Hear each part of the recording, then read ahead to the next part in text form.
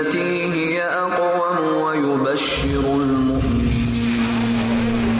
ويبشر المؤمنين الذين يعملون الصالحات أن لهم أجرا كبيرا۔ السلام علیکم ورحمۃ اللہ وبرکاتہ۔ الحمدللہ کفا وسلام علی عبادہ الذین اصطفیٰ، اما بعد۔ محترم ناظرین کرام، درس قرآن کی اس نشست میں آپ حضرات کا استقبال ہے۔ آج کی نشست میں سورہ سجدہ سورہ نمبر 32 کی شروع کی 14 آیتیں ہیں۔ اعوذ باللہ من الشیطان الرجیم، بسم اللہ الرحمن الرحیم۔ الف لام میم، تنزیل الکتاب لا ریب فیہ من رب العالمین۔ الف لام میم یہ حروف مقطعات میں سے ہے، اس میں کوئی شک نہیں کہ اس کتاب کا نزول رب العالمین کی طرف سے ہے۔ ام یقولون افتراہ بل هو الحق من ربک لتنذر قوما ما اتاہم من نذیر من قبلک لعلہم یہتدون۔ کیا وہ کہتے ہیں کہ اس نبی نے اسے خود گڑھ لیا ہے؟ نہیں، بلکہ وہ آپ کے رب کی طرف سے حق ہے تاکہ آپ لوگوں کو ڈرائیں جن کے پاس آپ سے پہلے کوئی ڈرانے والا نہیں آیا، شاید کہ وہ ہدایت پائیں۔ اللہ الذی خلق السماوات والارض وما بینہما فی 6 ایام ثم استوى علی العرش ما لکم من دونہ من ولی ولا شفیع افلا تتذکرون۔ اللہ وہ ہے جس نے آسمانوں اور زمین کو اور جو کچھ ان کے درمیان 6 دن میں پیدا کیا، پھر وہ عرش پر مستوی ہوا، اس کے سوا نہ تمہارا کوئی دوست ہے اور نہ کوئی سفارشی، کیا پھر تم نصیحت نہیں پکڑتے؟ یدبر الامر من السماء الى الارض ثم يعرج الیہ فی یوم کان مقدارہ 1000 سنۃ مما تعدون۔ وہی آسمان سے زمین تک سارے معاملے کی تدبیر کرتا ہے، پھر ایک دن میں جس کی مقدار تمہارے شمار کے مطابق 1000 سال ہے، وہ معاملہ اسی کی طرف چڑھتا ہے۔ ذالک عالم الغیب والشہادۃ العزیز الرحیم، وہ مدبر ہی چھپے اور ظاہر کا جاننے والا، نہایت غالب، خوب رحم کرنے والا ہے۔ الذی احسن کل شیء خلقہ وبدأ خلق الانسان من طین، جس نے ہر چیز کو اچھے طریقے سے پیدا کیا اور اس نے تخلیق انسان کی ابتدا مٹی سے کی۔ ثم جعل نسلہ من سلالۃ من ماء مہین، پھر اس کی نسل ایک حقیر پانی سے چلائی۔ ثم سواہ ونفخ فیہ من روحہ وجعل لکم السمع والابصار والافئدہ قلیلا ما تشکرون، پھر اس کے اعضاء کو درست کیا اور اس میں اپنی روح پھونکی اور اس نے تمہارے کان، آنکھیں اور دل بنائے، تم کم ہی شکر ادا کرتے ہو۔ وقالوا اذا ضللنا فی الارض انا لفی خلق جدید بل ہم بلقاء ربہم کافرون، اور ان لوگوں نے یعنی کافروں نے کہا، کیا جب ہم زمین میں گم ہو جائیں گے تو کیا ضرور ہم نئی پیدائش میں ظاہر ہوں گے؟ نہیں، بلکہ وہ تو اپنے رب کے ملاقات ہی کے منکر ہیں۔ قل یتوفاکم ملک الموت الذی وکل بکم ثم الی ربکم ترجعون، کہہ دیجئے تمہیں موت کا فرشتہ موت دیتا ہے جو تم پر مقرر کیا گیا ہے، پھر تم اپنے رب ہی کی طرف لوٹائے جاؤ گے۔ ولو تری اذ المجرمون ناکسوا رؤوسہم عند ربہم ربنا ابصرنا وسمعنا فارجعنا نعمل صالحا انا موقنون، اور کاش آپ دیکھیں جب مجرم اپنے رب کے حضور سر جھکائے پیش ہوں گے اور کہیں گے، اے ہمارے رب، ہم نے دیکھ لیا اور ہم نے سن لیا، لہٰذا ہمیں واپس بھیج کہ ہم نیک عمل کریں، بے شک ہم یقین کرنے والے ہیں۔ وَلَوْ شِئْنَا لَآتَيْنَا كُلَّ نَفْسٍ هُدَاهَا وَلَكِنْ حَقَّ الْقَوْلُ مِنِّي لَأَمْلَأَنَّ جَهَنَّمَ مِنَ الْجِنَّةِ وَالنَّاسِ أَجْمَعِينَ، اور اگر ہم چاہتے تو ہم ہر شخص کو اس کی ہدایت دے دیتے، اور لیکن میری طرف سے بات ثابت ہو گئی ہے کہ میں جہنم کو جنوں اور انسانوں سب سے ضرور بھروں گا۔ فَذُوقُوا بِمَا نَسِيتُمْ لِقَاءَ يَوْمِكُمْ هَذَا إِنَّا نَسِينَاكُمْ وَذُوقُوا عَذَابَ الْخُلْدِ بِمَا كُنْتُمْ تَعْمَلُونَ، پس تم عذاب چکھو اس لیے کہ تم نے اپنے اس دن کی ملاقات بھلائے رکھی، بے شک آج ہم نے بھی تمہیں بھلا دیا، اور جو برے عمل تم کرتے تھے ان کی وجہ سے تم ہمیشہ عذاب چکھو۔ محترم ناظرین اکرام، ابھی آپ نے سورہ سجدہ سورہ نمبر 32 کی شروع کی 14 آیتیں سنی، اس کا ترجمہ سنا۔ خلاصہ کچھ یوں ہے کہ اللہ تعالیٰ نے قرآن کریم کے بارے میں ذکر کیا کہ یہ قرآن کریم رب العالمین کی طرف سے اتارا گیا ہے، اس میں کسی طریقے کوئی شک نہیں ہے، رب العالمین کی طرف سے اتارے جانے میں کوئی شک نہیں ہے، اللہ ہی کی طرف سے اتارا گیا ہے، نازل کیا گیا ہے، اور یہ اللہ کا کلام ہے۔ پھر اس کے بعد جواب دیا گیا کہ جو لوگ یہ کہتے ہیں کہ نبی صلی اللہ علیہ وسلم نے قرآن کریم کو گڑھ لیا ہے، تو ایسا نہیں ہے، بلکہ یہ حق ہے، اللہ تعالیٰ نے اتارا ہے۔ اور نبی صلی اللہ علیہ وسلم تو لوگوں کو ڈرانے والے ہیں۔ پھر اس کے بعد یہ کہا گیا کہ اللہ تعالیٰ نے آسمان و زمین کو پیدا کیا اور ان دونوں کے درمیان کی چیزیں پیدا کی، 6 دن میں اللہ تعالیٰ نے پیدا کیا ہے۔ پھر اس کے بعد اللہ تعالیٰ عرش پر مستوی ہوا۔ اس کے بعد یہ ذکر ہے کہ اللہ کے علاوہ کوئی مددگار نہیں ہے، کوئی سفارشی نہیں ہے۔ پھر اس کے بعد یہ بیان ہے کہ اللہ تعالیٰ اپنے معاملے کی تدبیر کرتا ہے۔ پھر اس کے بعد انسان کے بارے میں یہ ذکر ہے کہ اللہ تعالیٰ نے کس طریقے سے انسان کو پیدا کیا، پہلے مٹی کے جوہر سے، پھر نطفے سے پیدا کیا ہے۔ پھر اس کے بعد یہ ذکر ہے کہ جب موت کے فرشتے روح قبض کرتے ہیں تو قیامت کے دن لوگ حاضر ہوں گے اور کہیں گے، کون لوگ کہیں گے؟ مجرمین کہیں گے کہ جی ہم نے عذاب کو دیکھ لیا، اے ہمارے رب تو ہمیں دنیا میں لوٹا دے تاکہ ہم نیک عمل کریں۔ اللہ نے یہ کہا اگر اللہ تعالیٰ چاہتا تو سب کے سب لوگوں کو ہدایت دیتا، لیکن اللہ تعالیٰ کا یہ فیصلہ ہے اور یہ بات ثابت ہو چکی ہے کہ اللہ تعالیٰ جنوں سے اور انسانوں سے جہنم کو بھرنے والا ہے۔ تم لوگ عذاب کو چکھو کیونکہ تم لوگوں نے برے عمل کیے ہیں۔ اب آئیے ذرا تفصیل کے ساتھ ان آیتوں کو لیتے ہیں۔ سورہ سجدہ سورہ نمبر 32، اس کے اندر 30 آیتیں ہیں، یہ مکی سورہ ہے۔ اس سورہ کی فضیلت میں حدیثیں آئی ہے۔ اب ذرا 2 حدیثوں پر غور کر لیں۔ ایک حدیث کے اندر آیا، صحیح بخاری کتاب الجمعہ کتاب نمبر 11 حدیث نمبر 891، عن ابی ہریرہ رضی اللہ عنہ قال کان النبی صلی اللہ علیہ وسلم یقرأ فی الجمعہ فی صلاۃ الفجر الف لام میم تنزیل السجدہ وہل اتی علی الانسان حین من الدہر۔ ابو ہریرہ رضی اللہ تعالیٰ عنہ بیان فرماتے ہیں کہ نبی صلی اللہ علیہ وسلم جمعہ کے دن فجر کی نماز میں الف لام میم سجدہ اور حل اتی علی الانسان حین من الدہر پڑھا کرتے تھے۔ ایک اور حدیث کے اندر آیا کہ نبی صلی اللہ علیہ وسلم رات کو سوتے وقت پڑھا کرتے تھے۔ سنن ترمذی کتاب الدعوات کتاب نمبر 45 حدیث نمبر 3404، صحیح روایت ہے یہ، عن جابر رضی اللہ عنہ قال کان النبی صلی اللہ علیہ وسلم لا ینام حتی یقرأ بتنزیل السجدہ وبتبارک، کہ رسول اللہ صلی اللہ علیہ وسلم رات کو سونے سے پہلے سورہ الف لام میم سجدہ اور سورہ ملک پڑھا کرتے تھے۔ اب آئیے آیت نمبر 1 سے 3 کے درمیان غور کریں۔ قرآن کے کتاب اللہ ہونے میں کوئی شک نہیں ہے۔ الف لام میم تنزیل الکتاب لا ریب فیہ من رب العالمین۔ الف لام میم یہ حروف مقطعات میں سے ہے، اس کا معنی اللہ تعالیٰ ہی کو بہتر معلوم ہے۔ یہ اللہ کی طرف سے اتارا گیا ہے اور اس میں کوئی شک نہیں ہے۔ سورہ بقرہ کے شروع کے اندر بھی ایسا ہی آیا ہے، الف لام میم ذالک الکتاب لا ریب فیہ ھدی للمتقین۔ سورہ بقرہ سورہ نمبر 2 آیت نمبر 1 اور 2 کہ الف لام میم یہ ایسی کتاب ہے اس میں کوئی شک نہیں ہے اور یہ ہدایت ہے نیک لوگوں کے لیے۔ اب اس کے بعد یہ ذکر ہے لوگوں نے یہ کہا کہ نبی صلی اللہ علیہ وسلم نے گڑھ لیا۔ ان لوگوں نے کہا جن لوگوں نے انکار کیا، ام یقولون افطراہ، ان لوگوں کا کہنا یہ ہے کہ نبی صلی اللہ علیہ وسلم نے گڑھ لیا ہے، بنا لیا ہے، اپنی طرف سے یہ بیان کر رہے ہیں۔ اللہ تعالیٰ نے ان لوگوں کے اعتراضات کو کئی جگہ پہ ذکر کیا۔ ان لوگوں نے قرآن کریم پر اعتراض کیا، نبی صلی اللہ علیہ وسلم پر اعتراض کیا، قرآن کریم کے بارے میں کہا کہ یہ من گھڑت باتیں ہیں، نبی صلی اللہ علیہ وسلم کے بارے میں کہا کہ آپ جادوگر ہیں اور آپ شاعر ہیں اور آپ نے یہ چیزیں گھڑ لی ہے، قرآن کریم قصے کہانیاں ہیں۔ تو اللہ تعالیٰ نے کئی آیتوں میں ذکر کیا، جیسے ہے سورہ یونس سورہ نمبر 10 آیت نمبر 38، ام یقولون افطراہ، ان لوگوں نے یہ کہا کہ آپ نے اس کو گڑھ لیا۔ تو اللہ نے یہ کہا قل فاتوا بسورۃ مثلہ وادعوا من استطعتم من دون اللہ ان کنتم صادقین، تو تم اس جیسی سورہ ایک لے آؤ اور اگر تم سچے ہو تو اپنے تمام لوگوں کو بلا لو اور اس جیسی صورتیں گڑھ لو، لیکن تم ایسا کر سکتے ہو؟ کبھی بھی نہیں کر سکتے۔ پھر اسی طریقے سے اللہ نے کہا سورہ ہود سورہ نمبر 11 آیت نمبر 13، ام یقولون افطراہ، ان لوگوں کا کہنا یہ ہے کہ آپ نے اس کو گڑھ لیا ہے۔ قل فاتوا بعشر صور مثلہ مفتریات وادعوا من استطعتم من دون اللہ ان کنتم صادقین، تو تم اس جیسے 10 صورتیں ہی لے آؤ اور پکارو جس کی تم طاقت رکھتے ہو، اور تم اللہ کے علاوہ جس کو بھی بلانا چاہتے ہو بلا لو، اگر تم اپنی بات میں سچے ہو کہ وہ تمہاری مدد کرے، سب کو بلا لو۔ تو کیا تم ایسے قرآن لا سکتے ہو، ایسی باتیں لا سکتے ہو، ایسی صورتیں لا سکتے ہو؟ لے آؤ۔ سورہ طور سورہ نمبر 52 آیت نمبر 33-34 کے اندر ہے، ام یقولون تقولہ، ان لوگوں کا کہنا یہ ہے کہ آپ نے اس کو گڑھ لیا ہے۔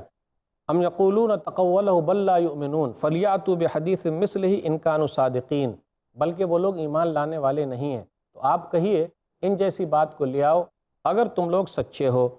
اللہ نے یہ کہا یہ کیسے ہو سکتا ہے کہ نبی صلی اللہ علیہ وسلم اپنی طرف سے گڑھ لیں؟ یہ گڑھ نہیں سکتے، اگر گڑھیں گے تو اللہ تعالیٰ خود ان کو پکڑ لے گا، اگر یہ بنائیں گے تو اللہ تعالیٰ خود پکڑ لے گا۔ اور واقعی غور کرنے کی بات ہے کہ اگر کوئی آدمی اپنی طرف سے گڑھ لے تو اپنے بارے میں خود اپنے خلاف کیسے لکھے گا؟ اپنی کتاب میں لکھ سکتا ہے؟ آئیے ذرا غور کریں۔ سورہ حاقہ سورہ نمبر 69 آیت نمبر 38 سے آیت نمبر 48 کے درمیان غور کیجئے۔ فَلَا أُقْسِمُ بِمَا تُبْصِرُونَ وَمَا لَا تُبْصِرُونَ، میں قسم کھاتا ہوں اس چیز کی جو تم دیکھ رہے ہو اور اس چیز کی جو تم نہیں دیکھ رہے ہو۔ إِنَّهُ لَقَوْلُ رَسُولٍ کریم، بے شک یہ بزرگ رسول کا کلام ہے۔ وَمَا هُوَ بِقَوْلِ شَاعِرٍ قَلِيلًا مَا تُؤْمِنُونَ، کسی شاعر کا قول نہیں ہے، تم کم ایمان لاتے ہو۔ وَلَا بِقَوْلِ كَاهِنٍ قَلِيلًا مَا تَذَكَّرُونَ، اور کسی کاہن کا، پاگل کا، مجنون کا، دیوانے کا قول نہیں ہے، تم بہت کم نصیحت حاصل کرتے ہو۔ تنزیل من رب العالمین، یہ رب العالمین کی طرف سے نازل کیا گیا ہے۔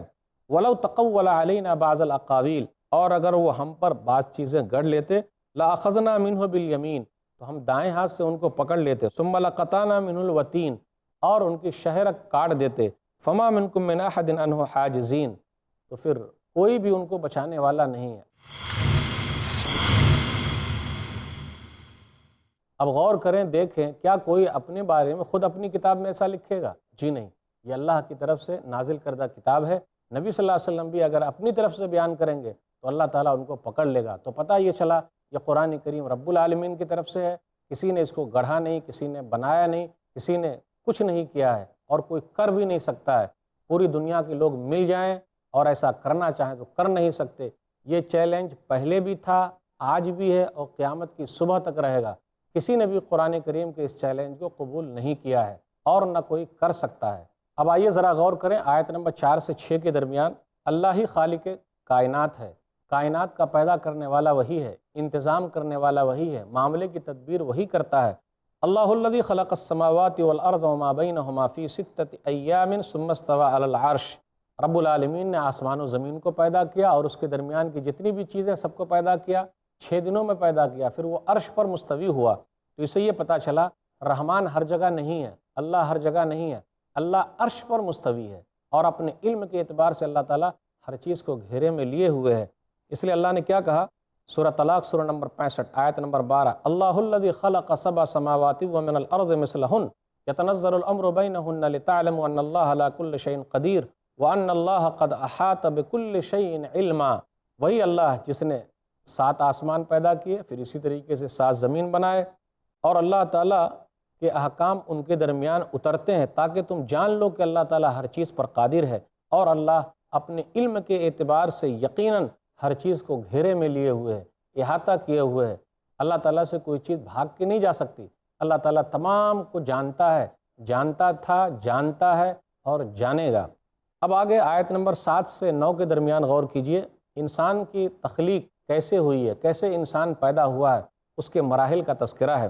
وَبَدَأَ خَلْقَ الْإِنسَانِ مِنْ طِينٍ ثُمَّ جَعَلَ نَسْلَهُ مِنْ سُلَالَةٍ مِّن مَّاءٍ مَّهِينٍ ثُمَّ سَوَّاهُ وَنَفَخَ فِيهِ مِن رُّوحِهِ، کہ کس طریقے سے اللہ تعالیٰ نے انسان کو پیدا کیا، مٹی سے پیدا کیا، پھر اسی طریقے سے اللہ تعالیٰ نے نطفے سے پیدا کیا، تو اس مرحلے کو اللہ نے بیان فرمایا۔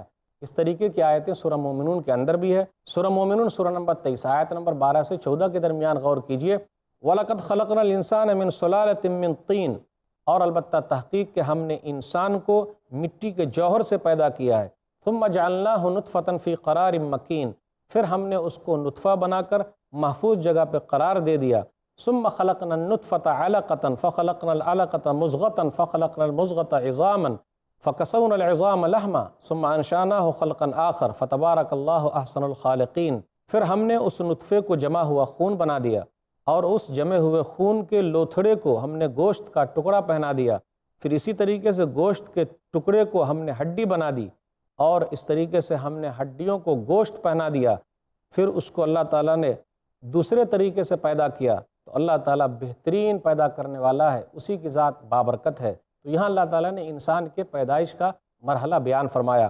آئیے ایک حدیث لیتے ہیں۔ نبی صلی اللہ علیہ وسلم نے ارشاد فرمایا، صحیح مسلم کتاب القدر کتاب نمبر 46 حدیث نمبر 2643، عبداللہ بن مسعود رضی اللہ تعالیٰ عنہ بیان فرماتے ہیں، عن عبداللہ قال حدثنا رسول اللہ صلی اللہ علیہ وسلم وهو الصادق المصدوق۔ عبداللہ بن مسعود رضی اللہ تعالیٰ عنہ کا بیان ہے کہ ہم سے رسول اللہ صلی اللہ علیہ وسلم نے بیان فرمایا، جو صادق و مصدوق ہیں، جو سچے ہیں اور جن کی تصدیق کی گئی ہے، ان احدکم یجمع خلقہ فی بطن امہ 40 یوما، بے شک تم میں سے ہر آدمی کو اپنی ماں کے پیٹ میں 40 دن تک نطفے کی شکل میں رکھا گیا ہے، ثم یکون فی ذلک علقۃ مثل ذلک، پھر اسی طریقے سے جمے ہوئے خون کی شکل میں 40 دن تک رکھا گیا ہے، ثم یکون فی ذلک مضغۃ مثل ذلک، پھر اسی طریقے سے 40 دن تک گوشت کے لوتھڑے کی شکل میں رکھا گیا ہے، تو 120 دن ہو گئے، ثم یرسل الملک فینفخ فیہ الروح، پھر اس کے بعد فرشتوں کو بھیجا جاتا ہے، پھر وہ روح پھونکتے ہیں، وَيُؤْمَرُ بِأَرْبَعِ كَلِمَاتٍ، اور 4 چیزوں کا حکم دیا جاتا ہے، بِكَتْبِ رِزْقِهِ، تو ماں کے پیٹ میں ہی 120 دن کے بعد روزی روٹی لکھ دی جاتی ہے۔ اب غور کیجئے، جب ہم ماں کے پیٹ میں تھے تبھی لکھ دیا گیا ہے کہ ہم کو کتنی روزی ملے گی، اس لیے گھبرانے کی کوئی بات نہیں، کوشش کرنا ہے۔ اللہ تعالیٰ انتظام کرنے والا وہی رازق ہے، وہی انتظام کرتا ہے، تو ماں کے پیٹ میں لکھ دیا گیا ہے کتنی روزی ملے گی، اور جب تک اتنی مل نہ جائے ہم اور آپ مر نہیں سکتے ہیں۔ بِكَتْبِ رِزْقِهِ وَأَجَلِهِ وَعَمَلِهِ وَشَقِيٌّ أَوْ سَعِيدٌ، کہ آدمی کی روزی روٹی لکھی جاتی ہے، پھر اسی طرح اس کی موت لکھی جاتی ہے، اس کا عمل لکھا جاتا ہے، کیا عمل کرے گا، پھر اسی طریقے سے یہ بھی لکھ دیا جاتا ہے کہ وہ نیک ہے یا برا ہے۔ آگے نبی صلی اللہ علیہ وسلم نے فرمایا فَوَالَّذِي لَا إِلَٰهَ غَيْرُهُ، قسم ہے اس ذات کی جس کے سوا کوئی معبود برحق نہیں ہے، إِنَّ أَحَدَكُمْ لَيَعْمَلُ بِعَمَلِ أَهْلِ الْجَنَّةِ حَتَّى مَا يَكُونُ بَيْنَهُ وَبَيْنَهَا إِلَّا ذِرَاعٌ فَيَسْبِقُ عَلَيْهِ الْكِتَابُ فَيَعْمَلُ بِعَمَلِ أَهْلِ النَّارِ فَيَدْخُلُهَا، بے شک تم میں کا کوئی آدمی جنتی کام کرتے رہتا ہے یہاں تک کہ اس کے اور جنت کے درمیان ایک ذراع کا فاصلہ رہ جاتا ہے، اور تقدیر غالب آتی ہے تو پھر وہ آدمی جہنمی کام کرنے لگتا ہے اور جہنم میں چلا جاتا ہے۔ پھر آگے نبی صلی اللہ علیہ وسلم نے فرمایا وَإِنَّ أَحَدَكُمْ لَيَعْمَلُ بِعَمَلِ أَهْلِ النَّارِ حَتَّى مَا يَكُونُ بَيْنَهُ وَبَيْنَهَا إِلَّا ذِرَاعٌ فَيَسْبِقُ عَلَيْهِ الْكِتَابُ فَيَعْمَلُ بِعَمَلِ أَهْلِ الْجَنَّةِ فَيَدْخُلُهَا، بے شک تم میں کا کوئی آدمی جہنمی کام کرتا ہے یہاں تک کہ اس کے درمیان اور جہنم کے درمیان ایک ذراع کا فاصلہ رہ جاتا ہے، پھر تقدیر غالب آ جاتی ہے تو وہ ایسے کام کرنے لگتا ہے جو جنتی کام ہو اور وہ جنت میں چلا جاتا ہے۔ اب آگے غور کریں وَجَعَلَ لَكُمُ السَّمْعَ وَالْأَبْصَارَ وَالْأَفْئِدَةَ قَلِيلًا مَا تَشْكُرُونَ، وہی اللہ تعالیٰ جس نے تمہارے لیے کان بنائے، آنکھیں بنائے اور دل بنائے، بہت کم تم شکریہ ادا کرتے ہو۔ تو اللہ تعالیٰ نے ان نعمتوں کا تذکرہ کیا کہ کان، آنکھ، دل، ذرا غور تو کرو، تم بہت کم شکریہ ادا کرتے ہو۔ اسی طریقے سے ہے سورہ ملک سورہ نمبر 67 آیت نمبر 23 قُلْ هُوَ الَّذِي أَنشَأَكُمْ وَجَعَلَ لَكُمُ السَّمْعَ وَالْأَبْصَارَ وَالْأَفْئِدَةَ قَلِيلًا مَا تَشْكُرُونَ، آپ کہہ دیجئے وہی اللہ جس نے تم لوگوں کو پیدا کیا اور تمہارے لیے کان، آنکھیں اور دل بنائے، بہت کم شکریہ ادا کرتے ہو۔ پھر اسی طریقے سے اللہ نے کہا سورہ نحل سورہ نمبر 16 آیت نمبر 78 وَجَعَلَ لَكُمُ السَّمْعَ وَالْأَبْصَارَ وَالْأَفْئِدَةَ لَعَلَّكُمْ تشکرون، وہی اللہ جس نے تمہارے لیے کان، آنکھ اور دل بنائے شاید کہ تم شکر ادا کرو۔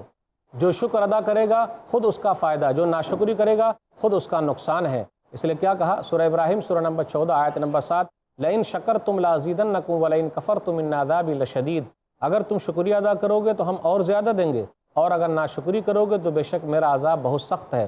سورہ لقمان سورہ نمبر 31 اللہ نے کہا وَمَن يَشْكُرْ فَإِنَّمَا يَشْكُرُ لِنَفْسِهِ وَمَن كَفَرَ فَإِنَّ اللَّهَ غَنِيٌّ حَمِيدٌ، جو شکریہ ادا کرتا ہے خود اس کا فائدہ ہے، جو ناشکری کرتا ہے تو بے شک اللہ تعالیٰ بے نیاز ہے، تعریفوں والا ہے۔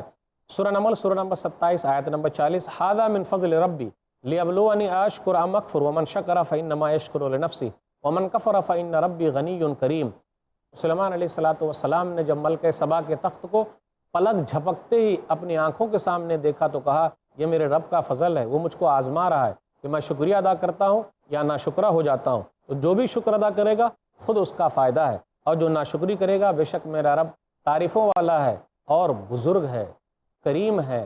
سورہ سبا سورہ نمبر 34 آیت نمبر 13 میں اللہ نے کہا اعملوا آل داود شکرا وقلیل من عبادی الشکور، اے آل داؤد شکر ادا کرو، بے شک میرے شکر گزار بندے بہت کم ہیں۔ اب آگے غور کیجئے، جو لوگ قیامت کا انکار کر رہے ہیں انہیں ڈرنا چاہیے۔ قیامت کا کیوں انکار کر رہے ہیں؟ قیامت تو آنے والی ہے، موت تو آنے والی ہے، اور موت کے فرشتے روح قبض کرنے والے ہیں، اس لیے ان لوگوں کو انکار نہیں کرنا چاہیے، اور تمام کے تمام لوگوں کو اللہ تعالیٰ کے پاس جمع ہونا ہے۔ آیت نمبر 12 سے آیت نمبر 14 کے درمیان غور کیجئے، قیامت کے دن مشرکوں کا حال برا ہوگا، کیونکہ وہ لوگ جب جہنم کو دیکھیں گے، آگ کو دیکھیں گے تو کیا کہیں گے؟ ربنا ابصرنا وسمعنا فرجعنا نعمل صالحا انا موقنون، اے ہمارے رب ہم نے دیکھ لیا، ہم نے سن لیا، ہم کو لوٹا دے تاکہ ہم نیک عمل کریں، بے شک ہم یقین کرنے والے ہو گئے۔ تو وہاں دیکھنے کے بعد لوٹنے کی تمنا کرنا، نیک عمل کرنے کی تمنا کرنا بیکار ہے، اس لیے یہی کرنا ہے، نیک عمل کرنا ہے۔ اب آئیے غور کریں سورہ مومنون سورہ نمبر 23 آیت نمبر 99 اور 100 پر غور کیجئے۔ حتی اذا جاء احدهم الموت قال رب ارجعون لعلی اعمل صالحا فیما ترکت کلا انہا کلمۃ هو قائلها ومن ورائہم برزخ الی یوم یبعثون۔ جب ان کی موت کا وقت قریب آ جاتا تو یہ کہتے ہیں اے ہمارے رب تو ہم کو لوٹا دے تاکہ ہم نیک عمل کریں، چھوڑی ہوئی دنیا میں جا کر نیک عمل کریں۔ ارے یہ تو ایک قول ہے جن کے وہ قائل ہیں، ایسی باتیں وہ کہہ رہے ہیں، اب تو پردہ حائل ہے، قیامت تک کے لیے ان کو مہلت کہاں ملے گی، قیامت تک کے لیے پردہ حائل ہو گیا ہے۔ تو غور کرنا یہ ہے کہ لوگوں کو پتہ چلنا چاہیے، وہاں جب پتہ چلے گا نیک عمل کی تمنا کریں گے، لیکن مہلت ملنے والی نہیں ہے۔ سورہ مریم سورہ نمبر 19 آیت نمبر 38 پر غور کیجیے۔ اسمع بہم وابصر یوم یاتوننا، وہ جس دن ہمارے سامنے آئیں گے تو کیسے سننے والے ہیں اور کیسے دیکھنے والے ہیں، لیکن وہاں تمنا کرنے سے کچھ نہیں ہوگا، افسوس کرنے سے کچھ نہیں ہوگا۔ سورہ نام سورہ نمبر 6 آیت نمبر 27 وَلَوْ تَرَىٰ إِذْ وُقِفُوا عَلَى النَّارِ فَقَالُوا يَا لَيْتَنَا نُرَدُّ وَلَا نُكَذِّبَ بِآيَاتِ رَبِّنَا وَنَكُونَ مِنَ الْمُؤْمِنِينَ۔ اگر آپ دیکھ لیں کہ جب ان کو جہنم کے کنارے پر کھڑا کیا جا رہا ہے تو وہ کہیں گے کاش ہم دنیا میں لوٹا دیے جائیں اور اپنے رب کی آیتوں کی تکذیب نہ کریں، اپنے رب کی آیتوں کا انکار نہ کریں اور ہم مومنوں میں سے ہو جائیں، لیکن کاش کہنے سے فائدہ کیا ہے، کچھ بھی نہیں۔ آگے اللہ نے کہا آیت نمبر 13 میں وَلَوْ شِئْنَا لَآتَيْنَا كُلَّ نَفْسٍ هُدَاهَا، اگر اللہ تعالیٰ چاہتا تو ہر نفس کو ہدایت دے دیتا، سب کو مومن بنا دیتا، سب کو اسلام کی توفیق دے دیتا، سب کو ایمان کی توفیق دے دیتا، سب کو ایمان کی دولت سے نواز دیتا، لیکن ایسا نہیں ہے۔ اللہ جو چاہتا ہے وہ کرتا ہے۔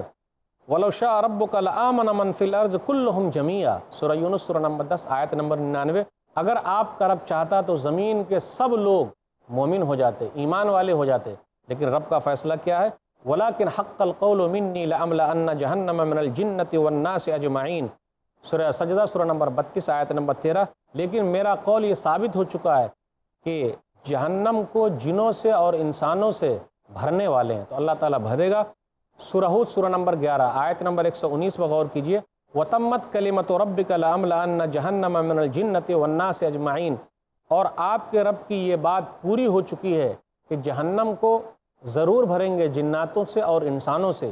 یہ اللہ تعالیٰ کا فیصلہ ہے اور اللہ تعالیٰ اپنے فیصلے کے حساب سے برابر کرنے والا ہے۔ پھر اس کے بعد یہ کہا جا رہا ہے کہ تم لوگ برا انجام چکھو، کیونکہ دنیا کے اندر برے کام کرتے تھے اور تم لوگوں نے بھلا دیا، تو آج ہم نے تم لوگوں کو بھلا دیا۔ اس لیے ایک آیت کے اندر آیا سورہ جاسیہ سورہ نمبر 45 آیت نمبر 34 اليوم ننساکم کما نسیتم لقاء یومکم ھذا، جس طرح تم نے اس دن کی ملاقات کو بھلا رکھا تھا اسی طرح ہم نے آج تم کو بھلا دیا۔ جو لوگ برا کام کر رہے ہیں ان کا نقصان ہوگا، جو لوگ آخرت پر یقین نہیں رکھتے ہیں ان کا نقصان ہوگا۔ ناظرین کرام، آج کے درس میں بس اتنا ہی۔ اللہ تعالیٰ سے دعا ہے کہ اللہ تعالیٰ ہم لوگوں کا ایمان مضبوط کر دے، ہمارا خاتمہ ایمان پر کرے، آمین۔ وآخر دعوانا الحمدللہ رب العالمین، وصلی اللہ علی نبینا محمد وآلہ وصحبہ اجمعین، والسلام علیکم ورحمۃ اللہ وبرکاتہ۔ طوبى لمن حفظ الكتاب بصدره فبدا وضيئا كالنجوم تألقا وتمثل القرآن في أخلاقه